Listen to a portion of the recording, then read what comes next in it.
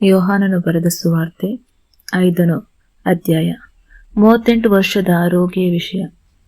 ಇದಾದ ಮೇಲೆ ಯೆಹೂದ್ಯರದೊಂದು ಹಬ್ಬ ಇದ್ದುದರಿಂದ ಯೇಸು ಯೆರೂಸಲೇಮಿಗೆ ಹೋದನು.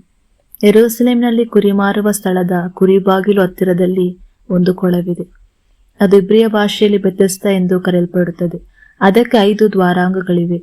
ಇವುಗಳಲ್ಲಿ ಬಲಹೀನರು, ಕುರುಡರು, ಕುಂಟರು, ಮೈ ಒಣಗಿದವರು ಆಗಿದ್ದ ದೊಡ್ಡ ಸಮೂಹವು ಬಿದ್ದುಕೊಂಡಿದ್ದು ನೀರಿನ ಕದಲಿಸುವಿಕೆಗಾಗಿ ಕಾದುಕೊಂಡಿದ್ದರು. ಯಾಕೆಂದರೆ ಆಯಾ ಕಾಲದಲ್ಲಿ ಒಬ್ಬ ದೂತನು ಕೊಳಗದೊಳಗೆ ಇಳಿದು ಹೋಗಿ ನೀರನ್ನು ಕದಲಿಸುತ್ತಿದ್ದನು. ನೀರು ಕದಲಿಸಲ್ಪಟ್ಟ ಮೇಲೆ ಮೊದಲು ಯಾರು ನೀರಿನೊಳಗೆ ಹೆಜ್ಜೆ ಇಡುತ್ತಿದ್ದರೋ ಅವರಿಗೆ ಯಾವ ರೋಗವಿದ್ದರೂ ಸ್ವಸ್ಥವಾಗುತ್ತಿತ್ತು. ಆಗ 38 ವರ್ಷದಿಂದ ರೋಗಿಯಾಗಿದ್ದ ಒಬ್ಬನೊಬ್ಬ ಮನುಷ್ಯನು ಅಲ್ಲಿ ಇದ್ದನು.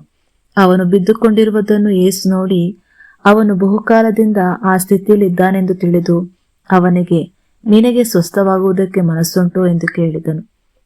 ಅದಕ್ಕೆ ಆ ರೋಗಿಯು ಪ್ರತ್ಯುತ್ತರವಾಗಿ ಆತನಿಗೆ, ಅಯ್ಯ, ನೀರು ಕದಿಸಲ್ಪಡುವಾಗ ನನ್ನನ್ನು ಕೊಳದೊಳಗೆ ಇಳಿಸುವುದಕ್ಕೆ ನನಗೆ ಯಾರೂ ಇಲ್ಲ. ಆದರೆ ನಾನು ಬರುತ್ತಿರುವಾಗಲೇ ನನಗಿಂತ ಮುಂದಾಗಿ ಮತ್ತೊಬ್ಬನು ಇಳಿಯುತ್ತಾನೆ ಅಂದನು. ಯೇಸು ಅವನಿಗೆ, ಎದ್ದು ನಿನ್ನ ಹಾಸಿಗೆಯನ್ನು ತೆಗೆದುಕೊಂಡು ನಡೆ ಅಂದನು. ಕೂಡಲೇ ಆ ಮನುಷ್ಯನು ಸ್ವಸ್ಥನಾಗಿ ತನ್ನ ಹಾಸಿಗೆಯನ್ನು ತೆಗೆದುಕೊಂಡು ನಡೆದನು. ಮತ್ತು ಆ ದಿನವೂ ಸಬ್ಬತ್ತಾಗಿತ್ತು. ಆದ್ದರಿಂದ ಯೆಹೂದ್ಯರು ಸ್ವಸ್ಥನಾದವನಿಗೆ, ಇದು ಸಬ್ಬತ್ ದಿನವಾಗಿದೆ, ನೀನು ಹಾಸಿಗೆಯನ್ನು ಹೊತ್ತುಕೊಳ್ಳುವುದು ನ್ಯಾಯವಲ್ಲ ಅಂದರು. ಅವನು ಪ್ರತ್ಯುತ್ತರವಾಗಿ ಅವರಿಗೆ, ನನ್ನನ್ನು ಸ್ವಸ್ಥ ಮಾಡಿದಾತನೇ ನಿನ್ನ ಹಾಸಿಗೆಯನ್ನು ತೆಗೆದುಕೊಂಡು ನಡೆ ಎಂದು ನನಗೆ ಹೇಳಿದ್ದಾನೆ ಅಂದನು. ಅದಕ್ಕೆ ಅವರು ಅವನಿಗೆ, ನಿನ್ನ ಹಾಸಿಗೆಯನ್ನು ತೆಗೆದುಕೊಂಡು ನಡೆ ಎಂದು ನಿನಗೆ ಹೇಳಿದ ಮನುಷ್ಯನು ಯಾರು ಎಂದು ಕೇಳಿದರು. ಆದರೆ ಆತನು ಯಾರೆಂದು ಸ್ವಸ್ಥನಾದವನಿಗೆ ತಿಳಿದಿರಲಿಲ್ಲ. ಯಾಕೆಂದರೆ ಆ ಸ್ಥಳದಲ್ಲಿ ಜನಸಮೂಹವು ಇದ್ದುದರಿಂದ ಯೇಸು ಅಲ್ಲಿಂದ ಸರಕೊಂಡು ಹೋಗಿದ್ದನು.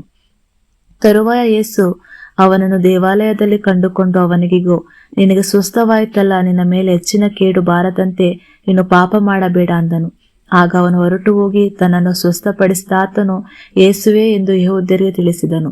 ಆತನು ಇವುಗಳನ್ನು ಸಬ್ಬತ್ ದಿನದಲ್ಲಿ ಮಾಡಿದ ಕಾರಣ ಯೆಹೂದ್ಯರು ಯೇಸುವನ್ನು ಹಿಂಸಿಸಿ ಆತನು ಕೊಲ್ಲುವುದಕ್ಕೆ ನೋಡಿದರು. ಆದರೆ ಯೇಸು ಅವರಿಗೆ, ನನ್ನ ತಂದೆಯು ಈವರೆಗೂ ಕೆಲಸ ಮಾಡುತ್ತಾನೆ ಮತ್ತು ನಾನು ಕೆಲಸ ಮಾಡುತ್ತೇನೆ ಅಂದನು. ಆದ್ದರಿಂದ ಆತನು ಸಬ್ಬತ್ತನ್ನು ಮೀರಿದ್ದು ಮಾತ್ರವಲ್ಲದೆ ದೇವರನ್ನು ತನ್ನ ಸ್ವಂತ ತಂದೆ ಎಂದು ಕರೆದು ತನ್ನನ್ನು ದೇವರಿಗೆ ಸಮಾನ ಮಾಡಿಕೊಂಡ ಕಾರಣ ಯೆಹೂದ್ಯರು ಆತನನ್ನು ಕೊಲ್ಲುವುದಕ್ಕೆ ಇನ್ನಷ್ಟು ಪ್ರಯತ್ನ ಮಾಡಿದರು. ಯೇಸುವಿನ ಅಧಿಕಾರ ಮತ್ತು ಸಾಕ್ಷಿ. ಆಗ ಯೇಸು ಪ್ರತ್ಯುತ್ತರವಾಗಿ ಅವರಿಗೆ, ನಾನು ನಿಮಗೆ ನಿಜ ನಿಜವಾಗಿ ಹೇಳುತ್ತೇನೆ, ತಂದೆಯು ಮಾಡುವುದನ್ನು ಕಂಡದ್ದನಲ್ಲದೆ ಮಗನು ತನ್ನಷ್ಟಕ್ಕೆ ತಾನೇ ಯಾವುದನ್ನು ಮಾಡಲಾರನು. ಯಾಕಂದರೆ ಆತನು ಯಾವುದನ್ನೆಲ್ಲ ಮಾಡುವನೋ ಹಾಗೆ ಅವುಗಳನ್ನೆಲ್ಲ ಮಗನು ಮಾಡುವನು. ಯಾಕೆಂದರೆ ತಂದೆಯು ಮಗನನ್ನು ಪ್ರೀತಿಸಿ ತನ್ನ ಸ್ವಂತಹ ಮಾಡುವವುಗಳನ್ನೆಲ್ಲ ಮಗನಿಗೆ ತೋರಿಸುತ್ತಾನೆ. ಮತ್ತು ನೀವು ಆಶ್ಚರ್ಯಪಡುವ ಹಾಗೆ ಇವುಗಳಿಗಿಂತ ಮಹತ್ತಾದ ಕೆಲಸಗಳನ್ನು ಆತನಿಗೆ ತೋರಿಸುವನು. ಯಾಕೆಂದರೆ ತಂದೆಯು ಹೇಗೆ ಸತ್ತವರನ್ನು ಎಬ್ಬಿಸಿ ಬದುಕಿಸುತ್ತಾನೋ ಹಾಗೆಯೇ ಮಗನು ತನಗೆ ಇಷ್ಟವಿರುವವರನ್ನು ಬದುಕಿಸುತ್ತಾನೆ. ಇದಲ್ಲದೆ ತಂದೆಯು ಯಾರಿಗೆ ತೀರ್ಪು ಮಾಡುವುದಿಲ್ಲ, ಆದರೆ ಎಲ್ಲರೂ ತಂದೆಗೆ ಮಾನ ಕೊಡುವ ಪ್ರಕಾರವೇ ಮಗನಿಗೂ ಮಾನ ಕೊಡಬೇಕೆಂದು ತೀರ್ಪು ಮಾಡುವುದನ್ನೆಲ್ಲ ಮಗನಿಗೆ ಒಪ್ಪಿಸಿದ್ದಾನೆ. ಮಗನಿಗೆ ಮಾನ ಕೊಡದವನು ಆತನು ಕಳುಹಿಸಿದ ತಂದೆಗೂ ಮಾನ ಕೊಡದವನಾಗಿದ್ದಾನೆ. ನಾನು ನಿಮಗೆ ನಿಜ ನಿಜವಾಗಿ ಹೇಳುತ್ತೇನೆ, ನನ್ನ ವಾಕ್ಯವನ್ನು ಕೇಳಿ ನನ್ನನ್ನು ಕಳುಹಿಸಿದಾತ ನಂಬುವವನು ನಿತ್ಯ ಜೀವವನ್ನು ಹೊಂದಿದ್ದಾನೆ. ಅವನು ತೀರ್ಪಿಗೆ ಗುರಿಯಾಗುವುದಿಲ್ಲ, ಆದರೆ ಮರಣದಿಂದ ಜೀವಕ್ಕೆ ದಾಟಿದ್ದಾನೆ. ನಾನು ನಿಮಗೆ ನಿಜ ನಿಜವಾಗಿ ಹೇಳುತ್ತೇನೆ, ಸತ್ತವರು ದೇವಕುಮಾರನ ಧ್ವನಿಯನ್ನು ಕೇಳುವವಳಿಗೆ ಬರುತ್ತದೆ. ಅದು ಈಗಲೇ ಬಂದಿದೆ ಮತ್ತು ಕೇಳುವವರು ಬದುಕುವರು. ಯಾಕಂದರೆ ತಂದೆಯು ಹೇಗೆ ಸ್ವತಃ ಜೀವವುಳ್ಳವನಾಗಿದ್ದಾನೋ ಹಾಗೆ ಮಗನು ಸ್ವತಃ ಜೀವವುಳ್ಳವನಾಗಿರುವಂತೆ ಆತನು ಅನುಗ್ರಹಿಸಿದ್ದಾನೆ. ಮತ್ತು ಆತನು ಮನುಷ್ಯ ಕುಮಾರನಾಗಿರುವುದರಿಂದ ನ್ಯಾಯ ತೀರಿಸುವ ಅಧಿಕಾರವನ್ನು ಸಹ ಆತನಿಗೆ ಕೊಟ್ಟಿದ್ದಾನೆ. ಇದಕ್ಕೆ ಆಶ್ಚರ್ಯ ಪಡಬೇಡಿರಿ. ಒಂದು ಕಾಲ ಬರುತ್ತದೆ, ಆಗ ಸಮಾಧಿಗಳಲ್ಲಿರುವವರೆಲ್ಲರೂ ಆತನ ಧ್ವನಿಯನ್ನು ಕೇಳಿ ಹೊರಗೆ ಬರುವರು.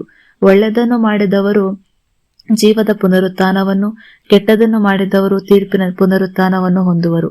ತನ್ನಷ್ಟಕ್ಕೆ ನಾನೇ ಏನು ಮಾಡಲಾರೆನು, ನಾನು ಕೇಳುವಂತೆಯೇ ತೀರ್ಪು ಮಾಡುತ್ತೇನೆ ಮತ್ತು ನನ್ನ ತೀರ್ಪು ನ್ಯಾಯವಾದದ್ದು. ಏಕೆಂದರೆ ನಾನು ನನ್ನ ಸ್ವಂತ ಚಿತ್ತವನ್ನಲ್ಲ, ಆದರೆ ನನ್ನನ್ನು ಕಳುಹಿಸಿದ ತಂದೆಯ ಚಿತ್ತವನ್ನೇ ಹುಡುಕುತ್ತೇನೆ. ನನ್ನನ್ನು ಕುರಿತು ನಾನೇ ಸಾಕ್ಷಿ ಹೇಳುವುದಾದರೆ ನನ್ನ ಸಾಕ್ಷಿ ನಿಜವಾದದಲ್ಲ. ನನ್ನನ್ನು ಕುರಿತು ಸಾಕ್ಷಿ ಕೊಡುವ ಆತನು ಬೇರೊಬ್ಬನಿದ್ದಾನೆ. ಆತ ನನ್ನ ವಿಷಯದಲ್ಲಿ ಕೊಡುವ ಸಾಕ್ಷಿಯು ನಿಜವೆಂದು ನಾನು ಬಲ್ಲೆನು. ನೀವು ಯೋಹಾನನ ಬಳಿ ಕಳುಹಿಸಿದಿರಿ ಮತ್ತು ಅವನು ಸತ್ಯಕ್ಕೆ ಸಾಕ್ಷಿ ಕೊಟ್ಟನು. ನಾನು ಮನುಷ್ಯನಿಂದ ಸಾಕ್ಷಿ ಅಂಗೀಕರಿಸುವುದಿಲ್ಲ, ಆದರೆ ನೀವು ರಕ್ಷಣೆ ಹೊಂದುವಂತೆ ನಾನು ಇವುಗಳನ್ನು ಹೇಳುತ್ತೇನೆ. ಅವನು ಉರಿದು ಪ್ರಕಾಶಿಸುವ ದೀಪವಾಗಿದ್ದನು ಮತ್ತು ನೀವು ಸ್ವಲ್ಪ ಕಾಲ ಅವನ ಬೆಳಕಿನಲ್ಲಿ ಸಂತೋಷಿಸುವುದಕ್ಕೆ ಮನಸ್ಸುಳ್ಳವರಾಗಿದ್ದೀರಿ. ಆದರೆ ಯೋಹಾನನಿಗಿಂತಲೂ ಹೆಚ್ಚಿನ ಸಾಕ್ಷಿ ನನಗುಂಟು. ಹೇಗೆಂದರೆ, ಪೂರೈಸುವುದಕ್ಕಾಗಿ ತಂದೆಯು ನನಗೆ ಕೊಟ್ಟ ಕೆಲಸಗಳು, ಅಂದರೆ ನಾನು ಮಾಡುತ್ತಿರುವ ಈ ಕೆಲಸಗಳೇ ತಂದೆಯು ನನ್ನನ್ನು ಕಳುಹಿಸಿದಾನೆಂದು ನನ್ನ ವಿಷಯವಾಗಿ ಸಾಕ್ಷಿ ಕೊಡುತ್ತವೆ.